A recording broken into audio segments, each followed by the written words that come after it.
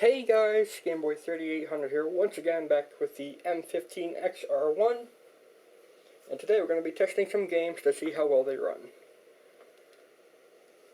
And this is with the the Quadro FX 3700M flashed to a 9800M GT on really old drivers, but it can still work. I will show you. We're going to start off with beamng.drive, as by request, and we're going to see how well it can perform at 720p. Why 720p? Because that's a pretty good base resolution. If it has to go lower than that, then it's not really worth playing on an old machine like this. So you're going to see a frame counter here, and hopefully you can see the temperature and usage on the right there. It refreshes every few seconds, or I think every 10 seconds. That should give you an idea of how this thing gets heated up over time.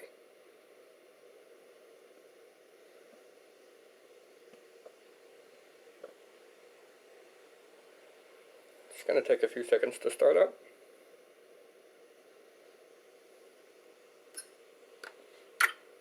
Play the game for your own.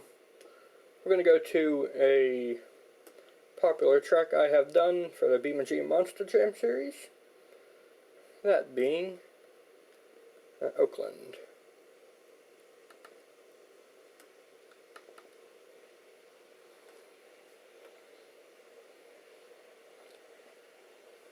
Now Fraps is only acting as a frame counter right now. I'm not going to try to record with it because I wanted to show the most raw performance it can.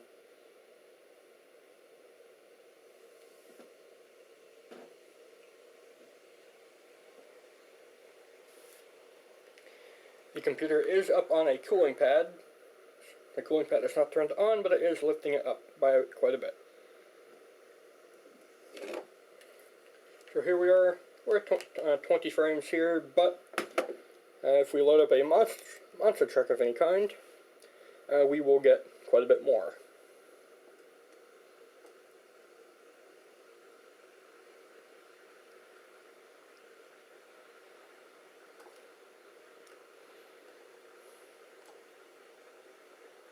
And there we go. Load it up. Find the monster truck.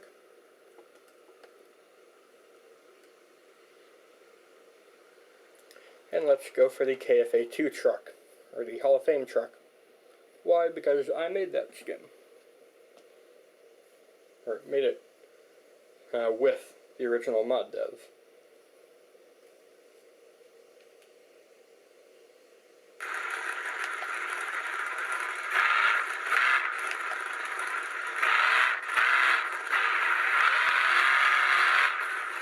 You can see that once we get going, it is rock solid stable.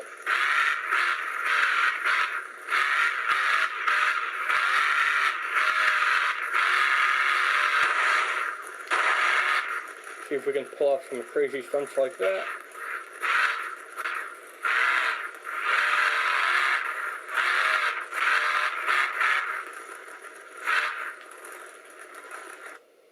I can go ahead and disable vertical syncs and show you all the settings that we're running at here.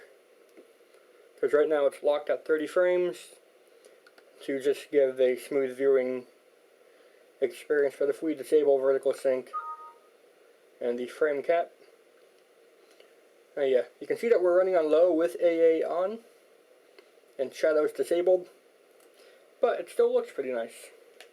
beamng is one of those games that looks good almost no matter what, unless it's really choppy and slow.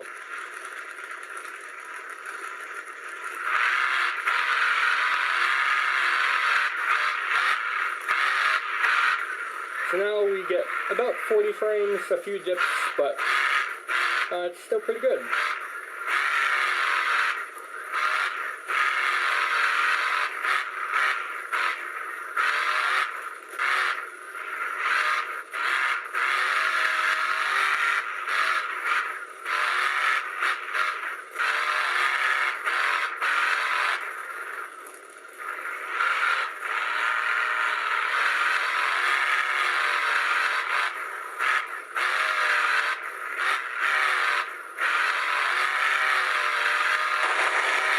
Oh no. Oh, I overdid it. If you look over to the right, you can see that the temperature is at 87. If we keep letting it go, it can, yep, there we go, nope. It can get up to as high as 93. This is in Celsius, by the way, 93 degrees Celsius. At that point, the video card fan will really kick in and become really loud, but it'll not really get above that. Let's see if we can make it hit that temperature target.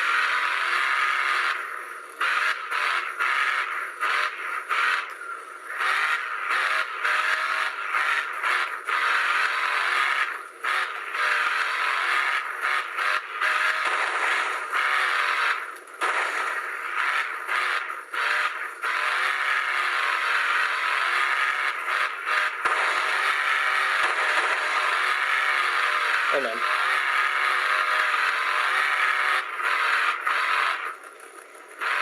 Yeah.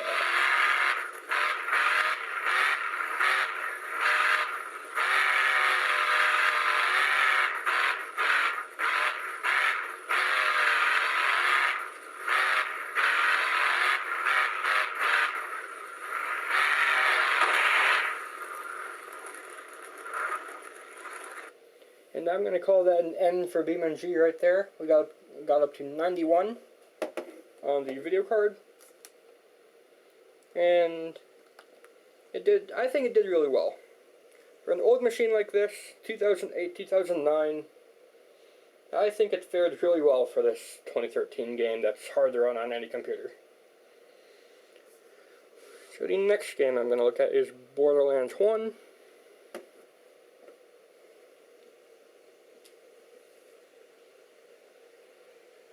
I'll let that load up, and we will go ahead and see how it does.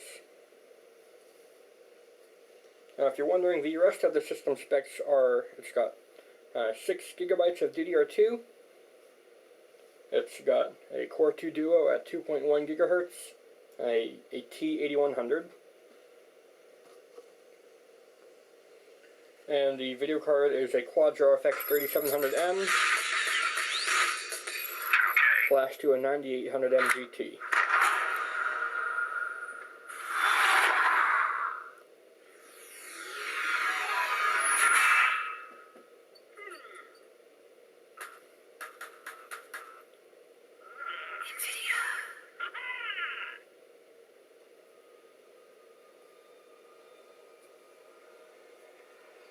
Alright, so I am going to pull up the graphic settings I have first. Audio and video. We are at 1280 by 800 to keep the aspect ratio of 16 by 10.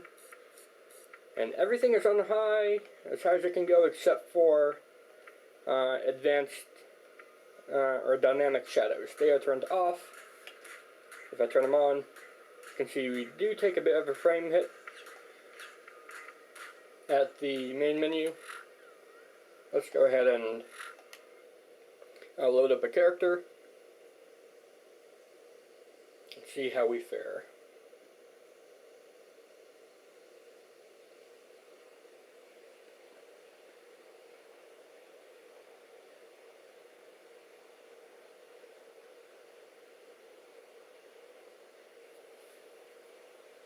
I do have a new processor, the Core 2 Extreme X9000, on the way. I could possibly retest with that chip in. You can see we're hovering around 25, 20s. So I'm going to go to audio and video and turn off dynamic shadow so that we keep it above 30. And you can see, well, above 30, near 30, instead of getting near the teens.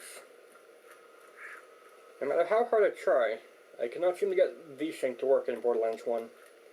It only works on my desktop because it's got a G-Sync monitor, but for everything else, VSync doesn't seem to work. Oh. I'm not on my main sniper, that's why. There we go.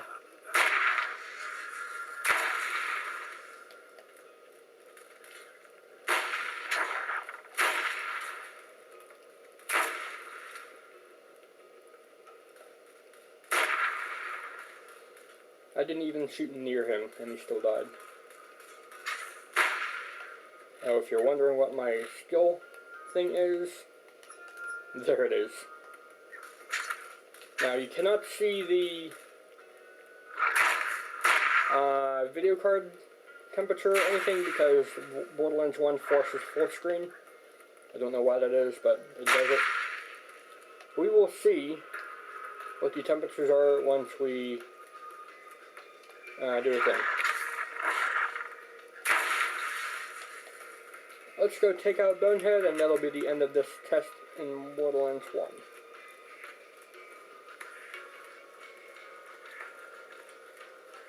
So, I believe I could play this at full resolution, but it would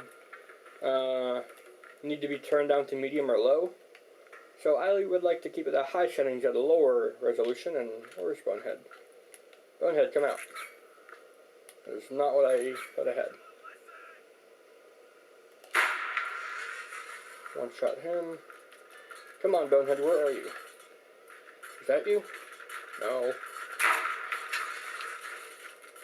There you are. Two-shot Bonehead. Go Bloodwing.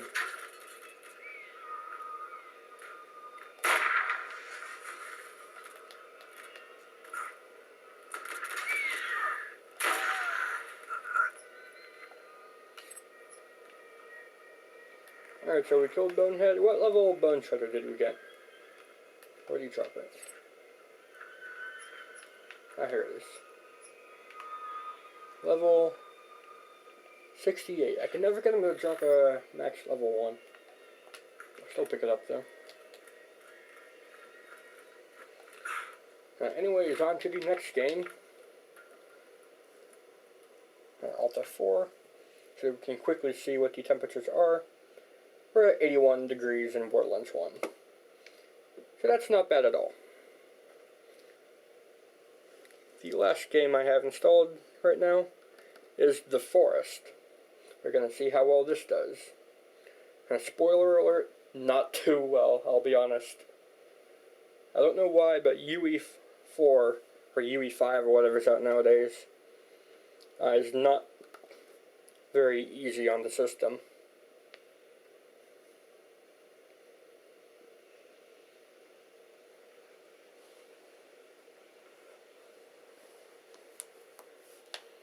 If you want to play older games like BioShock, you'll have no problem maxing it out. I'm certain. I can test it out if you would like me to, but I don't think it'll be necessary.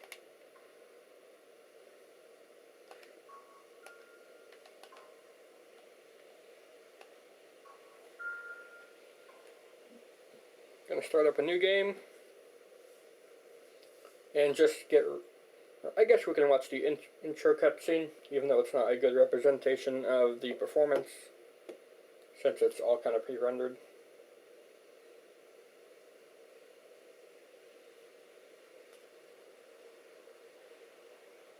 I'm waiting for the video card fan to really kick in and be really loud. And I think it'll do it for this game. Borderlands 1 and beamng are good stress tests, but it's still pretty easy to run. This, however, is really difficult to run, so I can imagine that would be what pushes the card to its limit.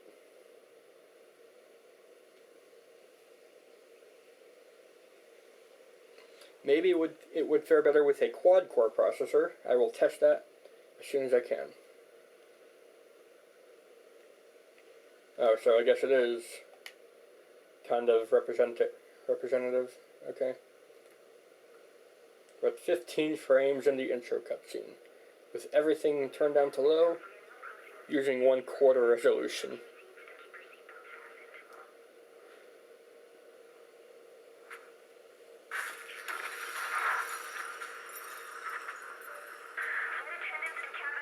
We're at 89 degrees right now.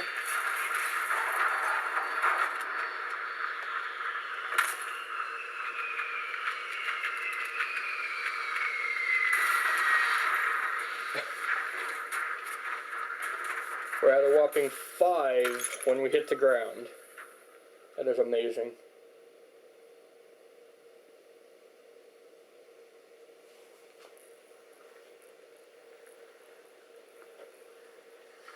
I saw it jump up to 20 something there for a second.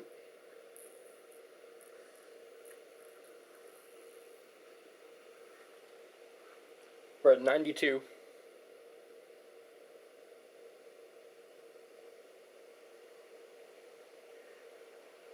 I think 93 or 94 is the maximum it'll allow before it goes into overdrive.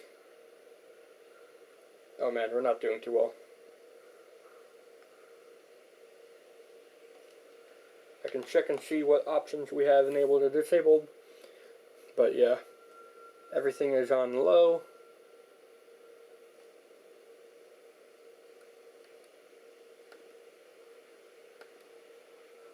Gonna turn off everything we can. Everything's on low, everything's disabled, and we're at 1/4 resolution. And there's the video card fan. Even though we're only at 90 degrees, I guess it was that long enough to make it kick into overdrive. I'm surprised it's not at that state a lot more often.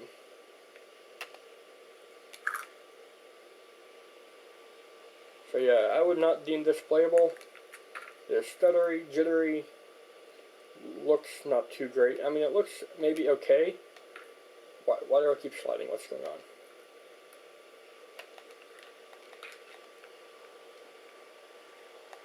You can see that we're never above 16 frames.